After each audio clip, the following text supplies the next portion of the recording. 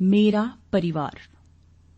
अपने जीवन का परिचय देने के साथ साथ मुझे अपने परिवार के संबंध में थोड़ी सी जानकारी देना आवश्यक प्रतीत होता है। यूं देखा जाए तो मेरा परिवार बहुत लंबा चौड़ा नहीं, अपितु छोटा सा है। यह धरती मेरी मां और पिता विंध्याचल पर्वत है। शिप्रा, पार्वती और काली सिंध ये मेरी लाडली बहनें हैं, तो बनास नदी मेरी सहेली है। मेरी बहन शिप्रा नदी का जन्म विंध्य पर्वतमाला से लगे मालवा के पठार में हुआ है। अपने जन्म स्थान से निकलकर वह पहले उत्तर दिशा में बहती है। इस समय इसका प्रवाह बहुत तेज बहता है। लगभग 133 किलोमीटर उत्तर दिशा में बहने के बाद शिप्रा पूर्व में मुड़कर रतलाम और उज्जैन जिलों में प्रवेश करती है। यहाँ उसका प्रवाह शांत तथा गंभीर है। इसका पाट बहुत विस्तृत फैला हुआ है और छोटे से सागर की भांति दिखाई देता है। इसी शिप्रा नदी के तट पर उज्जैन का प्रसिद्ध नगर बसा हुआ है। इसका प्राचीन नाम उज्जैनी तथा उससे पहले अवंतीपुर था। उज्जैन नगर हमारे देश के अति पवित्र 7 नगरों में से एक है। एक समय यह अवंती राज्य की राजधानी थी। आज भी वह मालवा प्रांत के प्रमुख नगरों में गिना जाता है। उज्जैनी नगर ने सर्वोच्च वैभव तथा विपदा दोनों ही अपनी आंखों से देखे हैं। प्रद्योत, नंद, मौर्य, शुंग, मालव, शक, वाकाटक और परमार जैसे श्रेष्ठ राज्य कुलों के साम्राज्य यहीं पर जन्मे और पल्लवित हुए थे। हूणों जैसे बर्बर लुटेरों की क्रूरता भी शिप्रा नदी ने अनुभव की। उज्जैन मध्य प्रदेश का एक ऐसा शहर है जहां प्राचीन वैभव चिन्हों के साथ साथ आधुनिक चिन्हों के भी दर्शन हो जाते हैं।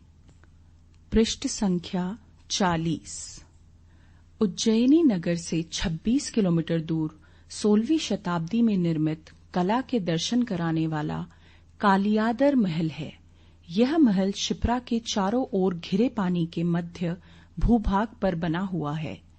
नगर में विद्यमान कला संस्कृति विक्रमादित्य के समय की है। विक्रमादित्य संस्कृत का विद्वान और प्रसिद्ध नरेश था। मालवा के इतिहास में चंद्रगुप्त विक्रमादित्य का नाम स्वर्ण अक्षरों में लिखा हुआ है। उसी ने अपने बाहुबल से शकों का विनाश किया। उसके राजदरबार के नवरत्नों में से एक जगत प्रसिद्ध महाकवि कालिदास का निवास बहुत काल तक इसी उज्जैनी में रहा। उनके द्वारा रचित प्रसिद्ध मेघदूत नामक महाकाव्य में बारंबार शिप्रा नदी की शोभा का सुंदर वर्णन मिलता है। शिप्रा नदी का तट उन्हें बहुत भाता था। इस तट पर बैठकर उन्होंने अनेक प्रसिद्ध काव्य ग्रंथों की रचना की थी, जिनका साहित्य में बहुत महत्व है। उज्जैनी केवल एक ऐतिहासिक नगर ही नहीं, अपितु वह एक प्रसिद्ध तीर्थ क्षेत्र भी है। काशी के विश्वनाथ की भांति उज्जैनी के महाकालेश्वर शिवजी की महिमा भी बहुत महान है। महाकालेश्वर भारत के सुप्रसिद्ध 12 ज्योतिर्लिंगों में से एक है। यह मंदिर आज भी शिप्रा के तट पर खड़ा शिवजी की लीला सुना रहा है। इस ज्योतिर्लिंग के दर्शन करने के लिए हजारों भक्तगण देश के कोने कोने से हर वर्ष आते हैं। ऐसी है मेरी बहन शिप्रा। अपने उद्गम स्थान से 306 किलोमीटर की यात्रा करके मालवा में रतलाम के निकट वह मुझ में आ मिलती है। मेरी दूसरी बहन पार्वती नदी का जन्म भी मालवा के पठार में ही हुआ है। पठार से निकलकर वह बड़े तीव्र वेग से पूर्व की ओर बहती है। कुछ दूरी तक उसका प्रवाह बहुत तेज रहता है। नाहरगढ़, भंवरगढ़ और समगढ़ जिलों को बड़ी फुर्ती से नापती है। करीब करीब 233 किलोमीटर की यात्रा करने के पश्चात वह उत्तर की ओर मुड़ती है। तब कहीं उसका प्रवाह कुछ धीमा पड़ जाता है। पार्वती नदी के किनारे पर बसा कौड़ावर गांव नरसिंहगढ़ के जिले में पड़ता है। वहां पर एक देशी राजा का राज्य था।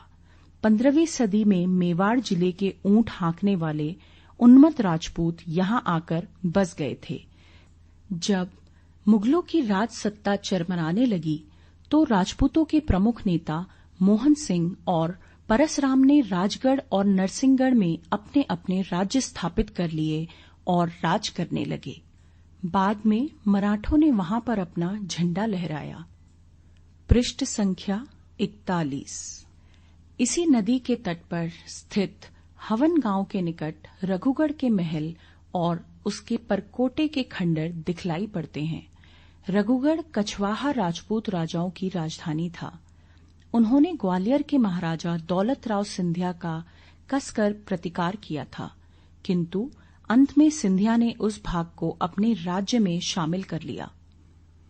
नरसिंहगढ़ के जिले को पार करके पार्वती पुनः पूर्व दिशा की ओर बहने लगती है। ग्वालियर से लगभग 64 किलोमीटर दूर पवाया के निकट काली सिंध नदी पार्वती से आकर मिलती है। पवाया एक छोटा सा गांव है। इसका पुराना नाम पद्मावती था। इस गांव को नागवंश और गुप्तवंश के काल में एक विशेष स्थान प्राप्त था। विष्णु पुराण, हर्षचरित, मालती माधव और सरस्वती कंठाभरण आदि प्रसिद्ध ग्रंथों में इस नगरी का गौरवपूर्ण उल्लेख मिलता है। कितने ही ऐतिहासिक अवशेष आज भी इसके आसपास के क्षेत्रों में पड़े मिलते हैं। इसी पवाया के नागवंशी राजाओं ने कुषाणों से तलवार छीनकर उन्हें हतप्रभ कर दिया था और आखिर उन्हें देश के बाहर भगा दिया। इसी कारण गुप्त काल के स्वर्ण युग का निर्माण हो सका। नाग राजा शिवजी के परम भक्त थे। वे अपनी पीठ पर शिवलिंग धारण करते थे, जिससे उन्हें भार शिव कहा जाता था। जब जब वे विदेशी राजाओं को पराजित करते, तब तब विजय के उपलक्ष्य में काशी में अश्वमेध यज्ञ करते। उन्होंने गंगा के किनारे 10 अश्वमेध यज्ञ किए। इसके कारण वहां के एक घाट का नाम भी दशाश्वमेध घाट पड़ गया। मेरी बहन पार्वती नदी की कुल लंबाई 226 किलोमीटर है। अरावली पर्वतमाला के दर्शन करके श्रद्धा से नतमस्तक होते हुए वह बनास नदी के संगम से दक्षिण में मुड़कर मुझसे मिलती है। उससे मिलकर मेरा रोम रोम हर्ष से पुलकित हो जाता है। काली सिंध नदी के दोनों ओर के किनारों पर बहुत घने और दुर्गम तथा भयावह जंगल फैले पड़े हैं। इन घने जंगलों में क्रूर हिंसक पशु स्वच्छंदता पूर्वक विहार करते हैं। काली सिंध विंध्याचल पर्वत के एक शिखर पर जन्म लेती है। पृष्ठ संख्या 42। उत्तर दिशा की ओर कुछ किलोमीटर चलने के बाद वह यमुना और विंध्य पठार के बीच बुंदेलखंड राज्य की पश्चिमी सीमा बन जाती है। वह पहले की दतिया रियासत को बुंदेलखंड राज्य से अलग करती है। इस नदी के उत्तरी तट की भूमि उपजाऊ मैदान है। भारत देश के सबसे घने जंगल इसके दक्षिणी किनारे पर ही हैं। काली सिंध के तट का यह प्रदेश ईसा से 3 शताब्दी पहले सम्राट बिंदुसार के साम्राज्य का एक भाग था। ईसा की 7वीं शताब्दी में प्रसिद्ध चीनी यात्री होनसांग यहां आया था। उस समय यह प्रदेश जौजावती राज्य के नाम से विख्यात था। 100 साल के बाद चंदेला राजपूतों ने इस पर आक्रमण करके उसे जीत लिया और महोबा को अपनी राजधानी बनाया। मुसलमानों के आक्रमण से पूर्व वहां पर दिल्ली के चौहानों का राज्य था। मुसलमानों के हमलों से वह राज्य तहस नहस हो गया और डाकुओं के दलों ने जौजावती में अपना राज्य कायम किया। उन्हीं में से गढ़वा राजपूतों के राजकुमार हरदेव सिंह ने एक बूंदी दासी से विवाह कर लिया। इस कृत्य को राजपूतों ने अपनी मानहानि समझकर उसे अपनी जाति से बाहर कर दिया। वहां से निकलकर राजकुमार मध्य प्रदेश के एक छोटे से राजा के दरबार में जाकर रहा। वहां पर कुछ वर्षों के बाद राजा के लड़के ने हरदेव सिंह की कन्या से विवाह करने की इच्छा प्रकट की। इस पर हरदेव सिंह एक शर्त पर अपनी कन्या का विवाह उसके साथ करने पर राजी हो गया। शर्त यह थी कि राजा और उसके दरबारी सरदार विवाह में शामिल होंगे और बूंदी दासी के हाथ से बना भोजन वह खाएंगे। अपने बेटे की जिद के कारण वृद्ध राजा को हरदेव सिंह की शर्त माननी पड़ी, किंतु दावत के समय मदिरा में अफीम मिलाए जाने के कारण सब बाराती बेहोश हो गए। उस हालत में अवसर पाकर हरदेव सिंह ने धोखे से तलवार चलाकर सबको यमलोक पहुंचा दिया और अगले ही दिन तलवार के बल पर हरदेव सिंह राजा बन बैठा। उसके लड़कों ने बुंदेलों का एक अलग राज्य स्थापित किया, इसलिए उस राज्य का नाम बुंदेलखंड पड़ा। बहन काली सिंध 237 किलोमीटर बहती है और ग्वालियर से 64 किलोमीटर दूर पवाया गांव के निकट पार्वती से आ मिलती है। पृष्ठ संख्या 43। यह तो हुई मेरी बहनों की कहानी, किंतु मेरी एक सहेली भी है। उसका नाम है बनास। कुंभलगढ़ के दुर्ग से 5 किलोमीटर दूर अरावली पर्वतमाला के एक शिखर पर उसका जन्म हुआ। गोगुंदा पठार से आगे बहती हुई वह मैदान में जा फैलती है। वहां उसके बाएं तट पर नाथद्वारा का प्रसिद्ध मंदिर है। इसके आगे करीब 1.5 किलोमीटर तक वह उदयपुर और ग्वालियर दोनों के बीच सीमा रेखा का काम देती है। हमीरगढ़ के निकट एक बड़े पुल से वह राजस्थान और मालवा को जोड़ती है। मंडलगढ़ के निकट के पहाड़ के पास बड़ेच नदी उसमें आकर मिल जाती है। इसका उद्गम उदयपुर में अरावली पर्वत श्रृंखला की उत्तरी ढलान पर हुआ है। उसकी लंबाई 190 किलोमीटर है और गर्मियों में इसका पानी सूख जाता है। वहां से बनास नदी मेवाड़ की दिशा में थोड़ी बहने ही लगती है कि तभी देवादूर के निकट अरावली पर्वत में जन्म लेकर निकली हुई कोठारी नदी पूर्वी मैदान में 155 किलोमीटर बहकर बनास में आ मिलती है। इन दोनों नदियों के जल को लेकर बनास उत्तर पूर्व में स्थित जहाजपुर को पर्वतमाला के निकट बहती हुई राजस्थान की सीमा पार करके मध्य प्रदेश में करीब करीब 64 किलोमीटर आगे बहती हुई वह मुझ में आ मिलती है। इसकी लंबाई लगभग 470 किलोमीटर है। यही कुछ मेरा परिवार है जो मुझे जी जान से प्यारा है। पृष्ठ संख्या 44। वे बुरे दिन। मेरी करुण कहानी सुनकर अब आप सब लोग यह भलीभांति समझ गए होंगे कि धरती से बाहर निकलने के लिए मुझे क्या कुछ नहीं करना पड़ा। धरती के नीचे अंदर ही अंदर मुझे अंधकार की दुनिया में कई हजार साल बहना पड़ा। वहां प्रकाश न था, चारों ओर अंधेरा, ऊबड़ खाबड़ चट्टानें तथा विषैली गैसें थी, जिनके कारण मेरा पानी भी उस वातावरण में रंग कर विषैला हो गया। मैं किसी को अपना मुंह दिखाने के काबिल न समझने लगी, क्योंकि उस हालत में बाहर आकर बहती भी तो लोग मेरा पानी पीकर मर जाते। खेतों पर उगी फसलें जहरीली बन जाती, जिसको खाने का मतलब होता भयंकर मौत। इस कारण मैंने बाहर निकलना उचित न समझा और भीतर ही भीतर अपने भाग्य को कोसती हुई बहती रही। मैंने परमपिता परमेश्वर से कितनी ही बार प्रार्थना की, उसके आगे अपना दुखड़ा रोया, किंतु कपिल मुनि के शाप के कारण वह न पसीजा। मैंने अपने मन में कैसे कैसे सपने संजोए, पर कोई फल न मिला।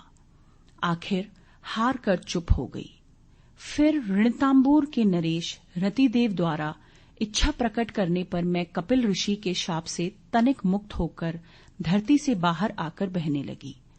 इसके बाद खेद की बात यह कि धरती पर हजारों वर्षों तक बहने पर भी मेरे सपने साकार न हो सके। मैं अपना पानी यूं ही व्यर्थ में बहाती रही, पर मेरे जल की किसी ने कीमत न समझी। मेरा जल अमृत है, अमृत। वह अमृत कलश अंधकार के राक्षसों के हाथ में मेरे दुर्भाग्य से पड़ गया था, पर उसे खोलकर अमृत पीने का साहस न हो सका। इतना तेज है उसमें, तेज के सामने अंधकार कहाँ टिक सकता है भला। सो अंधकार रूपी दानव के चंगुल से बाहर तो निकल आई, किंतु मुझे पहचाना किसी ने नहीं।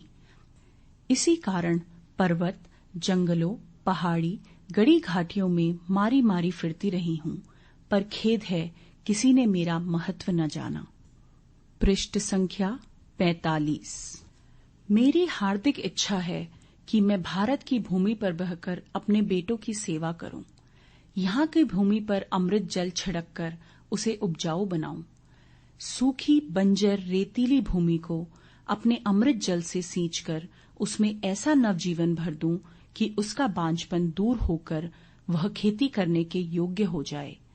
देश में जनता की आवश्यकता के अनुसार अन्न पैदा हो और सबको दोनों वक्त पेट भर भोजन मिल सके। मेरे लाडले बेटे धन धान्य से संपन्न होकर शांति से रह सके, और चाहिए भी क्या।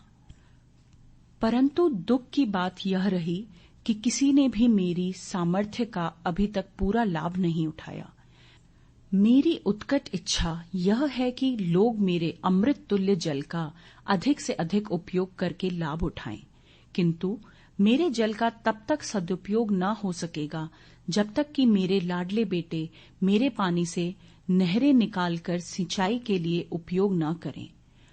जब तक नहरें न निकाली जाएंगी तब तक खेती के लिए आवश्यक जल की पूर्ति होना संभव नहीं है। वर्षा के पानी पर कब तक निर्भर रहा जा सकता है भला। सिंचाई की समुचित सुविधा न होने के कारण लोगों को अब तक कैसे कैसे भीषण संकटों का सामना करना पड़ा है, यह मैं जानती हूं।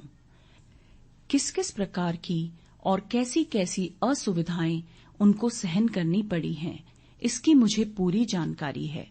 मैंने अपने तीर पर बसे हजारों गांव तथा अनेक नगरों के लाखों लोगों को कितनी ही बार अकाल और सूखे के कारण मौत से जूझते तड़पते देखा है। वर्षा के अभाव में पानी न होने के कारण हजारों हेक्टेयर भूमि में दरारें पड़ी हुई मैंने अपने इन आंखों से देखी हैं।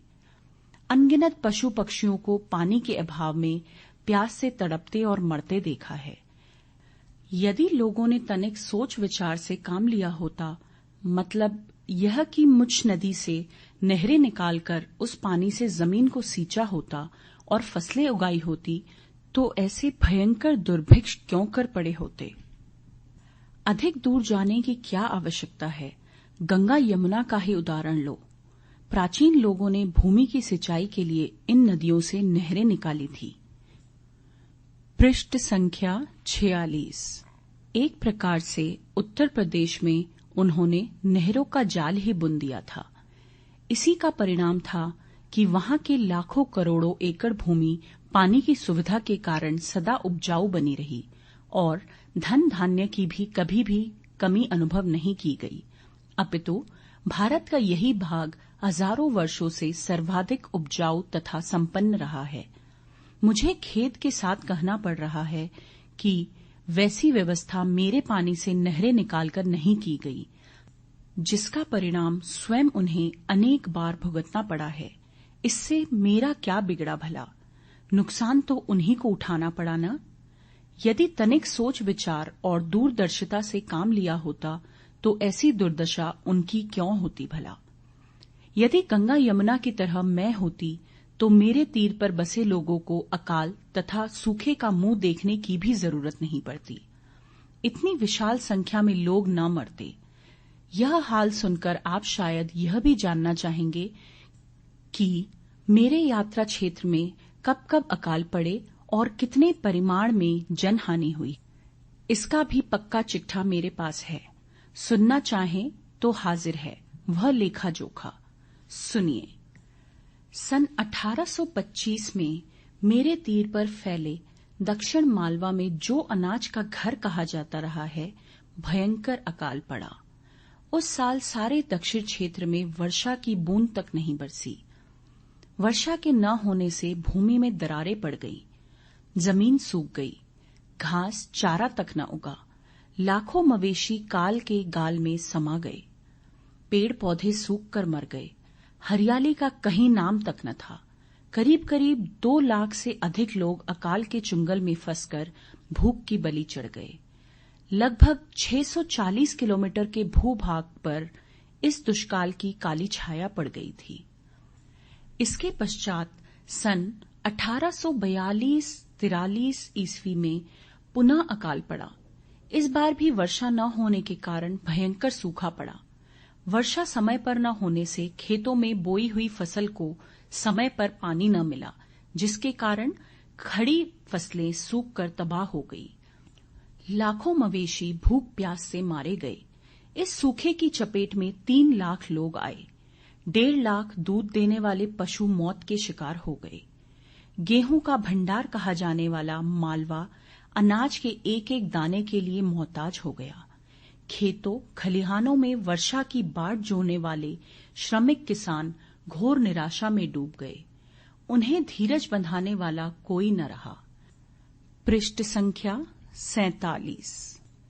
जल से लदे हुए पर बिना बरसे आकाश में जाते हुए बादलों को उन भोले भाले किसानों पर तनिक भी दया न आई और वे राक्षसों की भांति गरीब श्रमिक खेतीहरों को जैसे चिढ़ाते हुए आगे निकल जाते। ऐसी दुखदाई हालत मेरे मन को चीर कर रख देती थी। लेकिन इसके बाद का एक समय तो और भी दुखदाई है, जो मुझे कभी न भूलेगा। सन 1868-69 ईस्वी का वर्ष तो मुझे जीवन भर याद रहेगा। उस समय मेरे आसपास का भूप्रदेश अनाज के मामले में थोड़ा बहुत संपन्न होने लगा था कि तभी अचानक एक और संकट का पहाड़ टूट पड़ा। किंतु इस बार यह संकट दूसरे ही स्वरूप का था। मध्य प्रदेश के जिस भूभाग पर मैं बहती हूं, उसके एक ओर मालवा की शस्य श्यामला धरती है, जिसकी हरियाली मन को मोह लेती है। उसकी एक सीमा राजस्थान के रेतीले प्रदेश से सटी हुई है। यह भाग मेरी तलहटी का है। बालुकामय बंजर धरती होने के कारण वह भाग खेती के लिहाज से बिल्कुल बेकार है। वहां पर कोई भी फसल पैदा नहीं होती, केवल थोड़े परिमाण में बाजरा और मक्का पैदा होता है, जिसके लिए वर्षा बहुत कम आवश्यक होती है, जो साल भर में हो ही जाती है। थोड़ी बहुत मात्रा में ज्वार भी पैदा की जाती है। उस स्थान पर उस साल एक भी फसल पैदा न हुई, जिसके कारण हजारों निवासी उस रेतीली भूमि को छोड़कर मेरी घाटी में आकर बस गए। इसका परिणाम बहुत बुरा हुआ। विस्थापितों के आने से जनसंख्या चौगुनी हो गई। इस बढ़ी हुई जनसंख्या के लिए अनाज की बहुत कमी हो गई। इसके परिणाम स्वरूप वहां के निवासी भूख से तड़प तड़प कर मरने लगे। घास चारे और दाना पानी के अभाव में मवेशी भी बड़ी संख्या में मर गए। पुनः एक बार काल का विकराल रूप आंखों के सामने खड़ा हो गया। उस भूप्रदेश में एक भी घर ऐसा न बचा जहां 2-3 सदस्यों की मृत्यु न हुई हो। चारों ओर लाशें ही लाशें नजर आ रही थीं, जिनकी सड़ान से वातावरण दूषित हो गया और उस क्षेत्र पर फिर महामारी ने ऐसा तांडव किया कि उसकी याद बरसों तक न भूलेगी। मैंने ऊपर जिन 3 अकाल सूखों का वर्णन किया है, वह कोरी मनगढ़ंत बात न समझिए, बल्कि ये तीनों घटनाएं सच्ची हैं। पृष्ठ संख्या 48। भारत में उस समय स्थापित अंग्रेजी शासन अर्थात ईस्ट इंडिया कंपनी के पुराने दस्तावेजों में इनकी जानकारी लिखी हुई मिलती है और फिर मैंने इन तीनों अकालों की विभीषिका को अपनी आंखों से देखा है। आंखों देखे वर्णन की सच्चाई से आप इनकार नहीं करेंगे। प्रत्यक्ष प्रमाण प्रस्तुत करके मैंने यह सिद्ध कर दिया कि खेतों की सिंचाई के लिए मेरे जल साधनों का उपयोग किए बगैर समय समय पर पड़ने वाले ये बुरे दिन समाप्त होने के नहीं। इस पर योजनाबद्ध तरीके से ही काम किया जाना चाहिए, तभी खुशहाली आ सकेगी और यहाँ के निवासी धन धान्य से संपन्न हो सकेंगे। पृष्ठ संख्या 49।